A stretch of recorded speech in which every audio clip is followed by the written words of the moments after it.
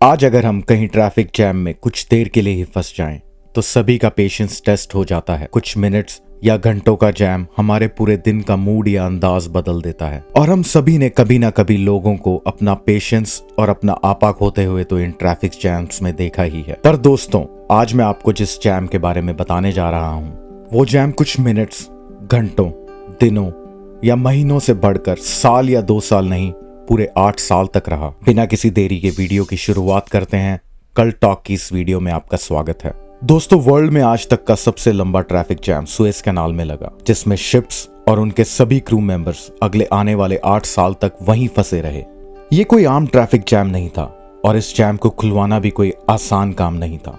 आज तक की हिस्ट्री में ये one of a kind traffic jam साबित हुआ। आइए इस हिस्ट्री के एक अनोखे और सबसे लंबे ट्रैफिक जैम के बारे में डिटेल्स में जानते हैं।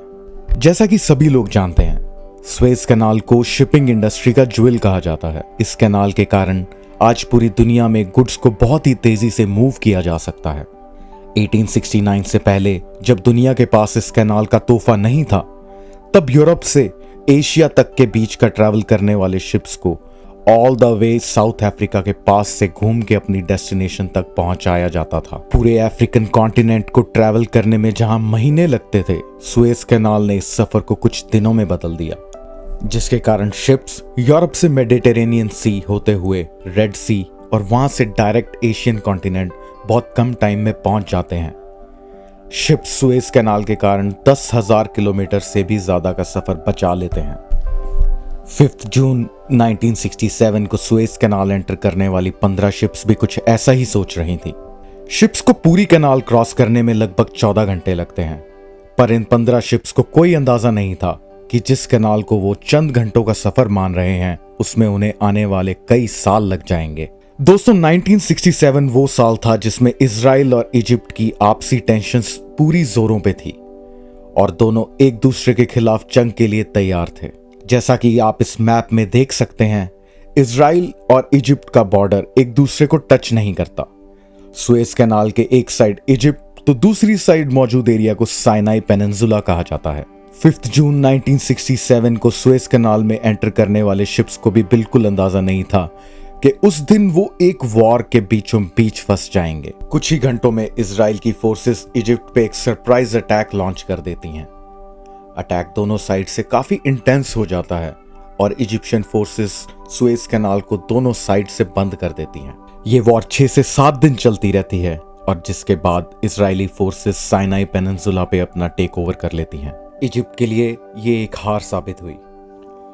इजराइल की फोर्सेस सुएज कैनाल क्रॉस ना कर पाए, इसलिए इजिप्ट ने सुएज कैनाल पर बने हुए सभी ब्रिजेस बॉम्ब ब्लास्ट से उड़ा दिए और साथ ही साथ कैनाल में माइंस भी बिछा दी।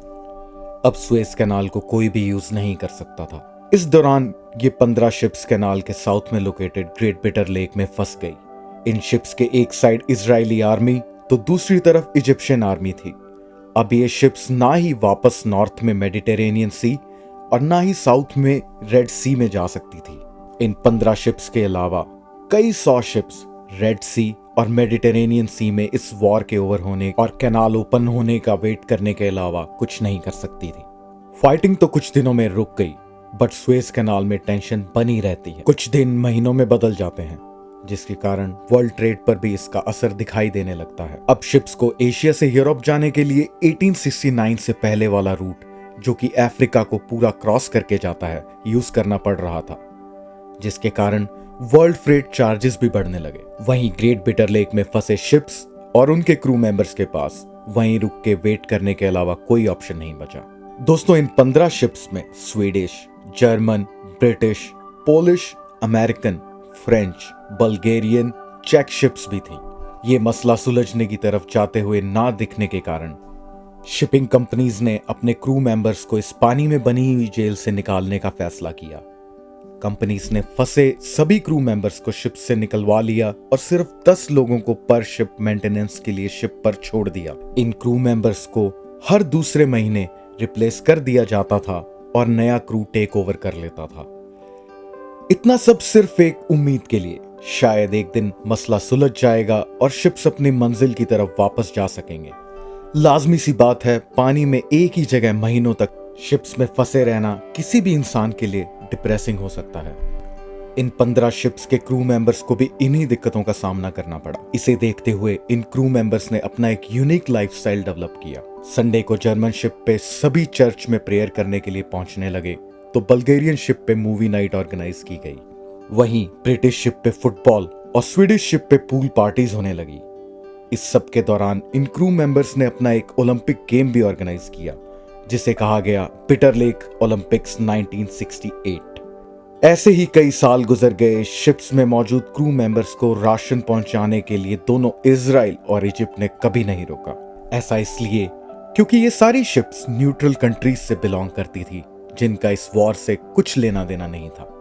6 साल बाद 1973 में ये जंग फिर से छिड़ गई, पर इस बार इजिप्ट ने इजराइल पर साइनाई पेनिनसुला में हमला किया। ये लड़ाई 1 हफ्ते तक चलती रही। उसी वक्त इजिप्ट की तरफ से चला हुआ एक रॉकेट गलती से वहीं खड़े अमेरिकन कार्गो शिप पे गिर गया और उसे पूरी तरह से खत्म कर दिया। हजारों जाने जाने के बाद 27 अक्टूबर 1973 को दोनों कंट्रीज में एक सीज फायर हुआ। पर इतने सालों तक वॉर चलने के बाद अब सुएज कैनाल वॉर के कारण पैदा हुए मलबे से भर गई। उसके साथ कैनाल में माइंस होने के कारण अब शिप्स को यहां से ऑपरेट करना मौत से खेलने के बराबर हो गया था। फंसे हुए शिप्स की सेफ्टी का ध्यान रखते हुए सभी शिप्स को अगले 2 साल और वहीं वेट करना पड़ा। इस दौरान इजिप्ट ने सुएज कैनाल से सारा मलबा और माइंस निकाले और 5 जून 1975 को सुएज कैनाल 8 साल बाद आर्म ट्रैफिक के लिए खोली गई। और अब उन 15 में से बचे हुए 14 शिप्स का फाइनली सुएज कैनाल से बाहर निकलने का सफर शुरू हुआ। जब ये शिप्स अपनी डेस्टिनेशन कंट्रीज पहुंची तो लोगों ने बड़े ही जोरों शोरों से इन सेलर्स का स्वागत किया।